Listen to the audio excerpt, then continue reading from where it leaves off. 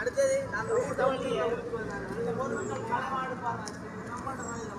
அவதானம் மாதிரி வேறு பள்ளங்களோடு போயிருக்கோம் நம்படதான் இல்லை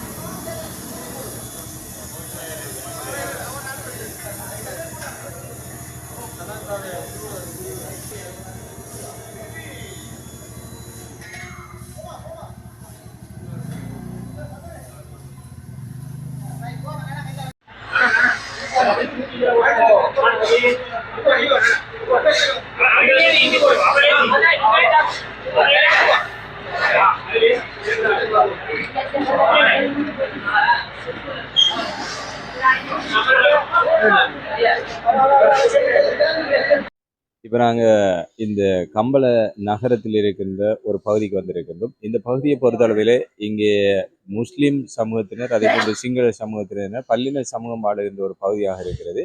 இது நகரில் இருக்கின்ற உயரத்திலும் பார்க்க தாழ்வான பகுதியாக இருக்கிறது. குறிப்பாக இங்கே பார்க்கலாம், இந்த பகுதியிலே குறிப்பாக ஒரு 20 அடி உயரத்திற்கு இந்த வெள்ள நீர் பெருக்கெடுத்து வந்ததனால் இந்த மக்களுடைய வாழ்வாதாரம், அவர்களுடைய உடைமைகள் அப்படியே மிக மோசமாக பாதிக்கப்பட்டிருக்கின்றன. எந்த ஒரு பொருட்களையும் அவர்கள் மீள எடுக்க முடியாத அளவில் மோசமாக பாதிக்கப்பட்டிருக்கின்றன. இப்போது அந்த பகுதிகள் சுத்தம் செய்யப்பட்டு கொண்டிருக்கின்றன. இங்கே நீங்கள் பார்க்கலாம், இந்த ஃபர்ஸ்ட் ஃப்ளோர் இருக்கின்ற இந்த வீட்டிலே, இந்த ஃப்ளோர் மேல் தளத்திலே கூட இந்த சுரி தண்ணி, இந்த மிக வெள்ள நீர் சேரும் செகிலுமாக பாய்ந்த அந்த வெள்ள நீர் மேல் மாடியிலே நின்று அதை வலித்து கொண்டிருக்கிறார்கள். அப்படியாக இருந்தால் கீழுக்கு எப்படி இருந்திருக்கும் என்பதை நீங்கள் கண்கூடாக பார்க்கக்கூடியதாக இருக்கிறது. இங்கே பாருங்கள், மிக அவர்களுடைய சொத்துக்கள், அவர்களுடைய வீடுகளில் இருந்த தளபாடங்கள், உறங்குகின்ற இடங்கள் எல்லாமே இந்த மிக மோசமான ஒரு சுரி செகில் நிறைந்த ஒரு இந்த நீரிலே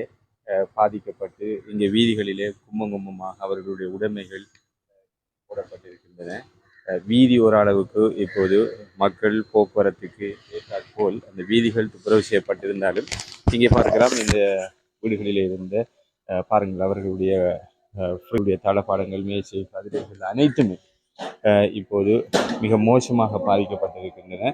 இது கம்பள நகரத்திலே இருக்கின்ற முஸ்லிம் சமூகத்தில் வாழுகின்ற ஒரு பகுதியாக இருக்கிறது. இங்கே பார்க்கலாம், இந்த குறுக்கு வீதியிலேயும் நீங்கள் பார்க்கலாம், இப்போது நாட்டினுடைய பல பகுதிகளிலும் இருந்து நேரடியாக வந்து இவர்களுடைய வீடுகளை சுத்தம் செய்கின்ற பணிகள் இடம்பெற்றுக் கொண்டிருக்கின்றன. இங்கே பார்க்கலாம், இந்த குறுக்கு வீதியிலும் கூட இந்த பணிகள் முன்னெடுக்கப்பட்டு கொண்டிருக்கின்றன. மிக முக்கியமான ஒரு மனிதாபிமான பணி.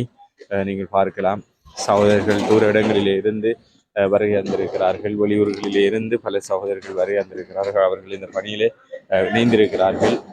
உண்மையிலே அவர்களுக்கு இறைவன் போதுமான ஆரோக்கியத்தையும் உடல் ஆரோக்கியத்தையும் வழங்க வேண்டும்.